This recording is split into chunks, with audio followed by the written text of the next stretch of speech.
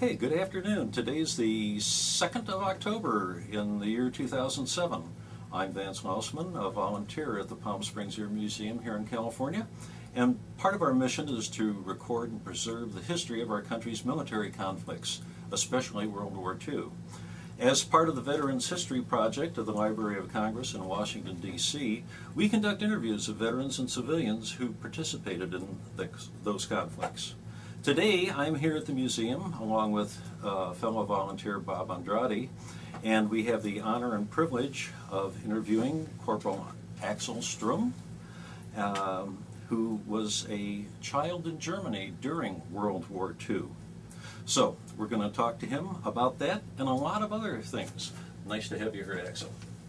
Thank you. Now, please state your full name and spell your last name. My name is Axel Christian Sturm, S-T-U-R-M. And where and when were you born? I was born in Dresden, December 28, 1937. In Dresden, Germany. Yes. Okay. Tell us a little bit about Dresden at that time. What kind of city was it? A fairly large city? Dresden was quite a medium-sized city. It's located on the River Elbe, and my parents were both born in Dresden. My father was born in Breslau, which is further south. My mother was born in Dresden, so were my grandparents on my mother's side. And both of them were employed at the Dresden Opera House. My father was a singer, and my mother was a ballet dancer. Ballerina, she started when she was 6 years old. And when the war broke out, the opera stayed open, and it was bombed on the February 13 when they bombed Dresden. I think the Royal Air Force bombed at night, the Americans bombed in the daytime. And we lived in a 3-story house, and Dresden did not have any bunkers. We could not go to a bunker, so everybody went into the cellar under the house. And we waited there till we were bombed. We noticed that the house is on fire, so we had to go out, and we took wet blankets because we could not walk through the firestorms.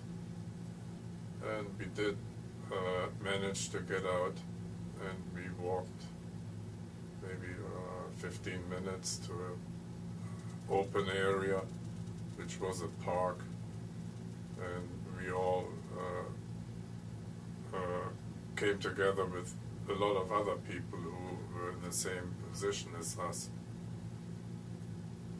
And Axel, this was the firebombing of Dresden. that was the correct? firebombing, Yeah. yes. And what year was that? That was 1945. 1945. Yes. In February, right? In February. Yeah. It was shortly before the end of the war. And how old were you then? I was 7 years old. Okay. I just had started to go to school. You start with 6 years in Germany as well as here. Now, did you have brothers and sisters at that time? I had no brothers and sisters. Okay. I was the only one. Okay. Okay. So at that time, during the firebombing, you went to open area to just... To survive. Yeah. Yes. Yeah. And we were lucky. Our street was located in it was a very wide street, and it had trees in the middle. So the next houses were not that close. So we were lucky to live in that location.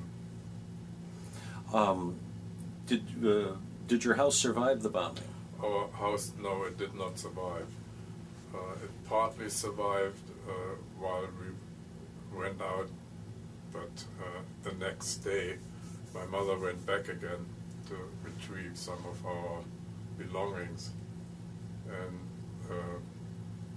the siren sounded and it started again, and she was sitting in the cellar again with some other people, and the house completely fell down.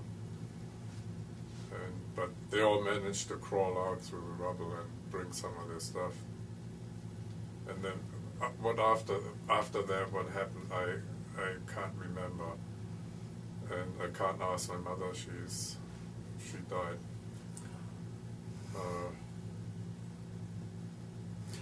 But before that time, you were then just a youngster in let's see, in 1939. Sure, you would have been just a couple of years old then, yeah. Yes. Yeah. And I didn't know what all the things that happened at the time. What was your childhood like? You say the opera was still functioning. It was still functioning, yes, and preserving the arts. yeah. Yes. Yeah. I can remember my mother used to take me behind the stage, and she put me in the next to the stage and said, "Just wait here," and I was able to watch everything what they did. And when they finished, they picked me up and took me back. So that your childhood was, as far as you knew it, to be a perfectly normal childhood. Yes, it yeah. was a normal childhood. Yeah. Yes. Up until I did not have to join the Hitler Youth because I was too young. Yeah. And I know that my parents were always talking about they not want me to go to the Hitler Youth, of all the things that happened and how they brainwashed the children already. Yeah. Yeah. Did you feel any sense of privation as you were growing up? Was there generally sufficient clothing, sufficient food, that type of thing? Well, a lot of clothing was homemade because there was not much available, and food was scarce. We did not have much, and certain things like fruits, bananas, I never saw before. After the war, I saw my first banana, and I didn't know what to do with it. Understandably. How far was your house from the opera house? It was about not quite half an hour to walk. Okay. And it went on this walk. It goes right past the central railway station, and the railway station was full of refugees that fled from the Russians. And in the firebombing, most of them were killed. And we walked past there because my mother wanted to see a few days later. She wanted to see what's left. You spend half your life there. Yeah. And in a workplace, you spend a lot of hours, and she just wanted to see what's left there. And a few other people did the same, so they all met there.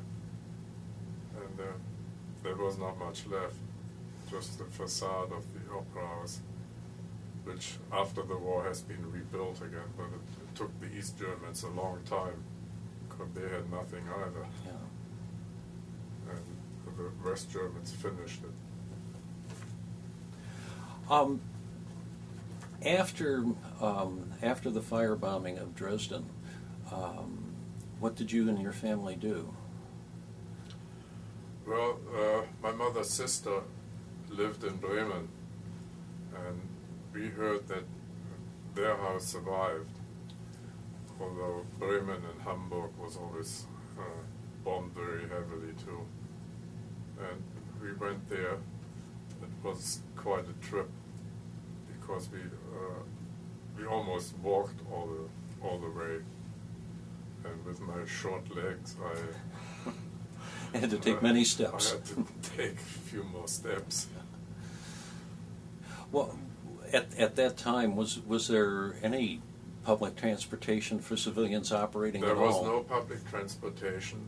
They had freight trains that some were still operating when they could, and I can remember we sitting on top of the coal train to go quite a distance, but then we tried to hitchhike, and nights we stayed, with blankets just anywhere. There were no hotels or anything. How long was your journey between It was, Dresden and Bremen? I think it was about 2 weeks. I don't remember quite how long exactly it was. But And I imagine know it today was that's quite about a 2 time. hours by automobile, yeah? well, it's about 5 hours 5 hours. by car. When you reached your relatives in Bremen,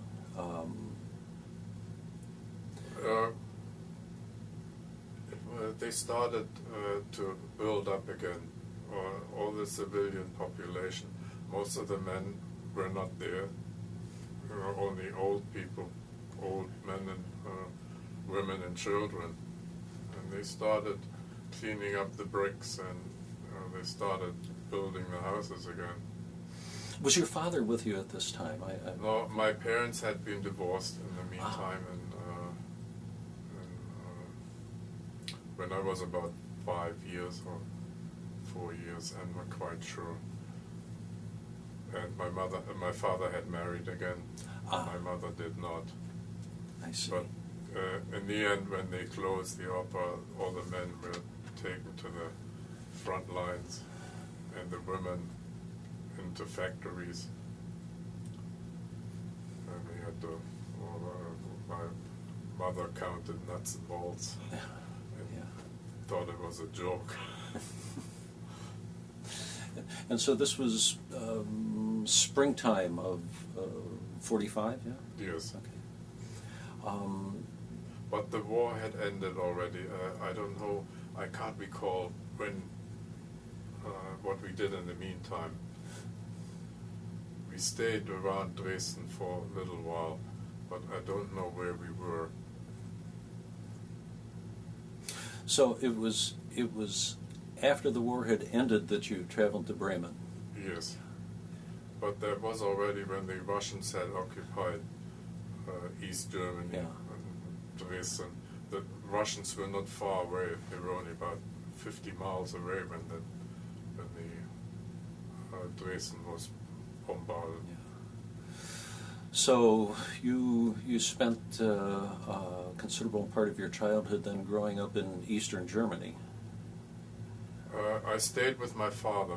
I know that my mother went over to West Germany with my aunt.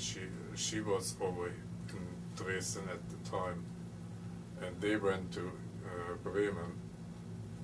And I stayed with my father for a little while, and his new wife. And he was where at this time? He was not far from Dresden, in a smaller village. He had come back from, he walked all the way from Hungary back to Germany. Wow. There was no other way. Yeah. What was he doing then? I doubt there was a job for a singer at that time. Yes, it was very hard. He got a job at a radio station. He was singing at the radio station, and in those days they did more show time on the radio than today. And he was doing the news and things like that. Okay. On the radio. In East Germany at that time, were things like the radio stations state-owned, or were they still sort of private enterprise? I think they were state-owned because you couldn't, say anything you wanted to, because it was under the communists. But in 1947, my mother picked me up and we went through the border, which was still, it wasn't open border, but you had to run through the woods. I know that my mother took me over the border and we went through the woods, and Russians were sitting on big towers shooting at us. I don't know if they aimed or if they didn't, but we ran anyway. Yeah. And we made it okay over to West Germany. And where did you end up in West Germany then? I ended up in Bremen, Okay. and most of my childhood, after 7 years old, or after 8 years old, I spent in Bremen. I grew up there, I went to school, and I served an apprenticeship in machine engineering. Ah. And after that, when the German Air Force started, again, I joined the German Air Force. I see. And even in basic training, we had all American equipment. The little tents and all the stuff that you carry around. It was all American equipment. The aircraft down to the things that you had on your Yes. person then. Yes. What were the aircraft that were in the German Air Force at that time? They started with a F-84, and the next one was the F-86. And I was, because I was a journeyman in machine engineering, I became aircraft mechanic. I really wanted to fly, but they didn't even let me try, because I had relations and grandparents in East Germany, and that was probably a political decision. It was too much of a risk to have somebody, involved in. It wasn't secret, but Yeah. It's interesting though that they would trust you to work on the aircraft, Yeah. but not to fly Not it. to fly it. Yeah, yeah. But their politicians are always strange. Yeah. And the communists were strange at that time. Yeah. So through your career in the German Air Force, you stayed more or less as a crew chief on the aircraft? On crew chief on Yeah. F-86s most of the time. I worked in Oldenburg. I was stationed in Oldenburg, and that was a base for the pilots where they did their first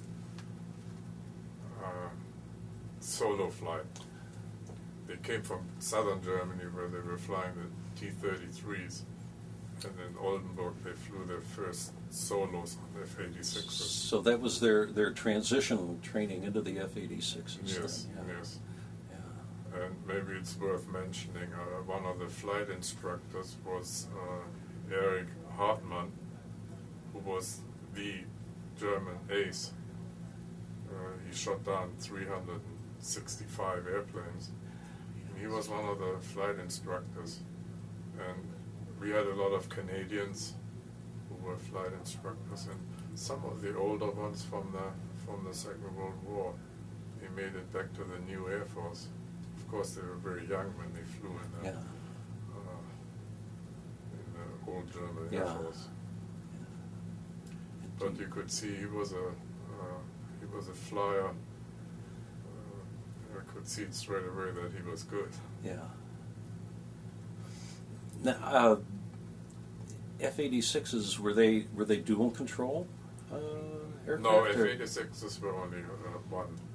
So, one pilot. as a flight instructor, he would They train have them in another the airplane classroom. to fly Okay, together. yeah. Yeah. Yeah. They fly with two or three fly with a flight instructor. And how long did you spend then in the? I spent 3 years in the German Air Force. Okay. After that. After that, I didn't. I felt like it was not worth staying because I didn't see a future for me, and so I left and I immigrated to Australia.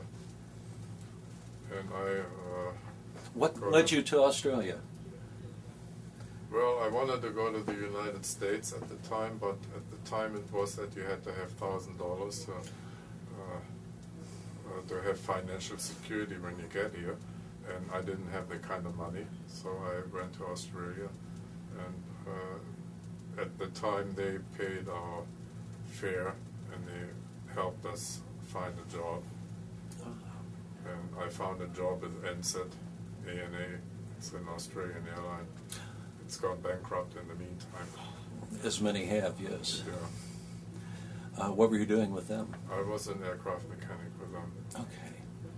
What kind of equipment were they flying at that time? They flew the Fokker Friendship, and they flew DC-3s, DC-4s, DC-6s, Electra, and then they started 727s, Boeing 727s. So you were with them in the transition years from piston-powered through turboprop into the jets? Yes, at the time they were flying all of them because they were flying out into the bush too.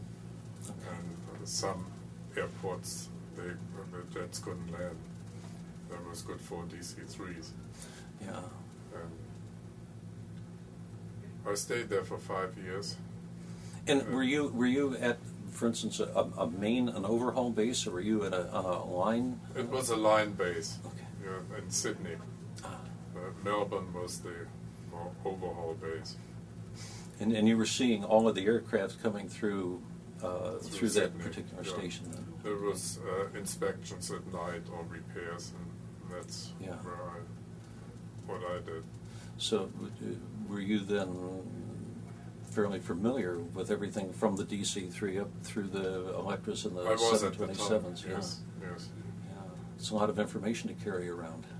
Yeah, but I wasn't licensed on all of them. I just had started, and I was in Australia. They did you did airframe only, and somebody else did engines. Okay.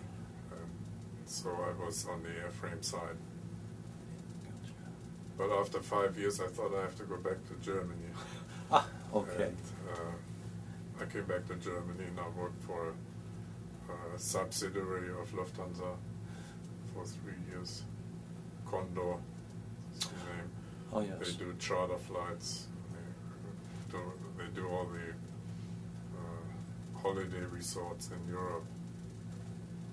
And with them, I was like a flight mechanic.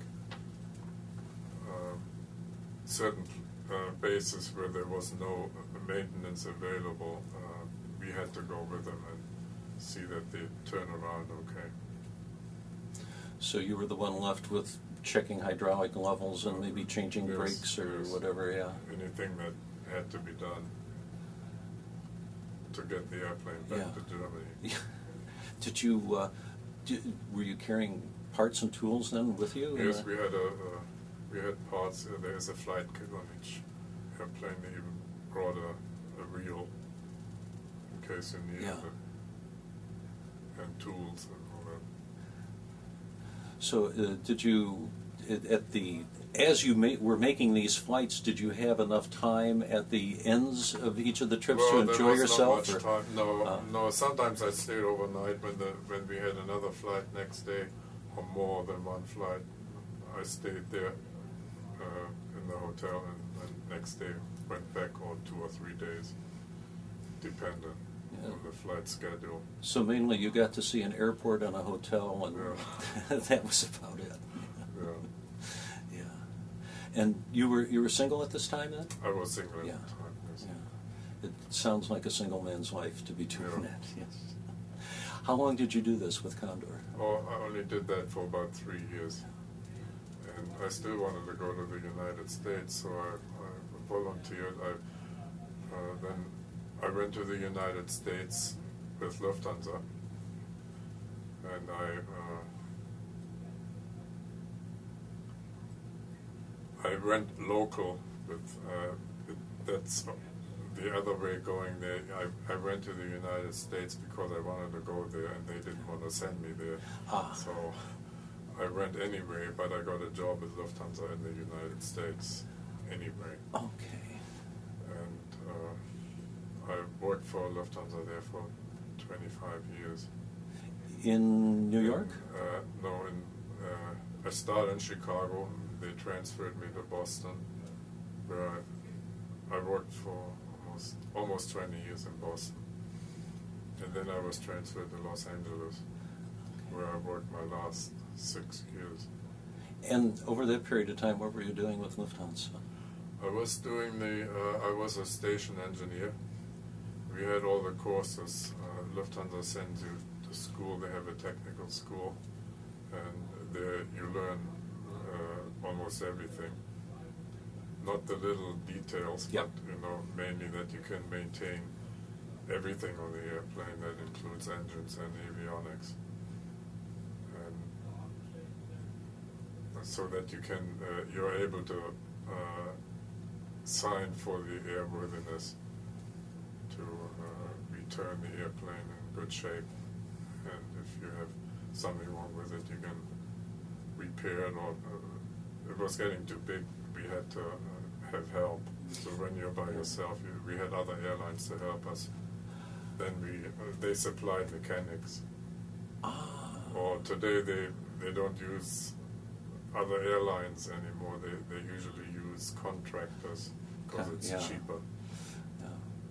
But you were the company representative the company with the representative. signature approval to return to service. Yes. Yeah. And I did that up to the Boeing 747-400. And then there was a cutback, and they retired me.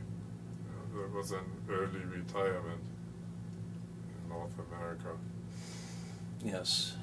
And that's when I finished with Lufthansa. But they gave me a full retirement. I have a pension from Lufthansa, and I have health insurance and all that. And they gave me a year's salary. And then I was by myself. Now, when you came over to the United States, and you said Lufthansa didn't want to transfer you over, so you just sort of gathered up your things and made the trip, sort of hoping you could talk your way into a job. Yes. Okay. And I was lucky. I had it was a good job. Yeah. It's a responsibility sometimes when you go home and you hope everything went all right. Yes. You don't get dirty letters the next day or phone calls. Yeah, indeed. Or read about it in the paper. Read in the paper, Yeah, that's worse. Even worse. Yeah. What was your favorite station out of let's see, you were at O'Hare and Boston and Los Angeles? Well, in Boston I was the longest. I knew it the best. It was a small station then. I was there when they built the first international terminal, which is torn down again now. They have it's one construction site, the whole Boston city, and as well as the airport. We were under the wings of TWA in those days. We had one gate from TWA where all passenger planes came in. And I like Los Angeles as well. When you get older, it's the cold weather and on the East Coast is not so good. No more winters on the ramp in the middle of the night. No. Yeah. What year was it that you came to the United States? I came to the United States in 71. Okay. And 96 I was retired. Yeah. So in 71, Lufthansa was just getting the 747s at about that point? Yes, they're still flying 707 then. Yeah. And they came, I think it was 1976 when they got their first 747s. And they went to New York first, and then they came to Boston as well. What was your transition like from the 707 to the 747 with an intake you could sit in? And yeah, you can stand up. Yeah. It's well, on the other hand, it's only another airplane, just a little bigger. And we also had DC-10s in between. Okay. They came in too, which are 3 engines. They were certified for flying over the oceans. Yeah. Which later they had 2-engine airplanes flying. Yeah, as they do now. But the 3 engines, that was the talk at that time, Yeah. opposed to the 4-engine airplanes. What got you from Los Angeles to Palm Springs then? Oh, to Palm Springs, it was, we lived in Palos Verdes in Los Angeles, which is not far away from the airport. And that was a little outpriced for us. For my wife, who is Lufthansa as well,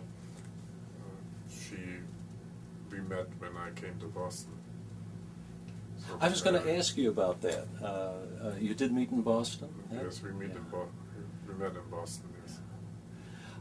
Is she also originally from Germany? She's also from Germany. Yes. And so we decided when the offer was made to me that I could go to Los Angeles. The ground engineer here retired, and they said it's open for bids, and I bid for it. I was the longest. So I took Los Angeles. And now was she then able to bid for a position also? Yes. Okay. The station manager in Boston was a friend of mine, and he was transferred to Los Angeles before us. So he said, "Okay, come over. You have a job here too, for your wife." Very good. Very good.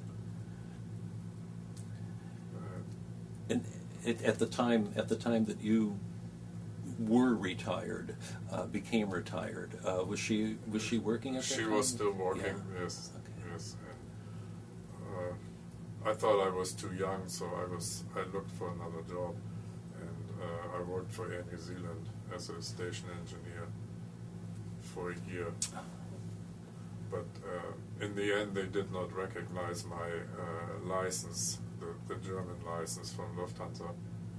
They, at the time, the licenses were not as open as they are now. Yeah. The whole European Union has one license now, but at the time we didn't have that. So they had to have one of their guys from New Zealand there. And You have to sign, yeah. for signatures. So I went to Polar Air Cargo and worked there for 4 years as a maintenance controller, because I was familiar with 747, and they had 15 747s. They were cargo operation. Cargo yeah. operation. They flew all over the world. Yeah. They still do, but they're a little smaller now. They were bought up by Atlas. Okay. So, and when I retired, I had, Polar didn't have as many airplanes, so they had to get rid of some people too. Yeah. They switched to 400s, and the old 747s were former United and Pan American, and they were old. They had to get rid of them. It's not worth to have Yeah. big inspections on, I think after 20 years or after 30 years, that gets too expensive. So they switched to the 400s. And I was the only one who was qualified on 400s, and I was the one they let go, which I will never understand. There's Company never politics. understanding how those things work. But it happened anyway. So. Yeah. Yeah. So I did some odd jobs on the airport, working for handling agencies Okay. who were doing other airlines. And when my wife was ready to retire, we both retired, and we bought a house here in Sun City, on Desert. And that's where we've been for the last 3 years now. got away from the morning marine layer of Palos Verdes for the desert, huh? But it's nice to go back. We have friends there, and we go and visit, and it's so hot here. Yeah, true. Did you ever satisfy your initial urge to fly? Did you ever pursue flying as a civilian? No, I didn't. I think I missed my chance, and I didn't want to be one of the casualties of the people who think they can fly. And you read so much about small airplanes crashing. Yeah. And I thought, I'll better stick to the ground position.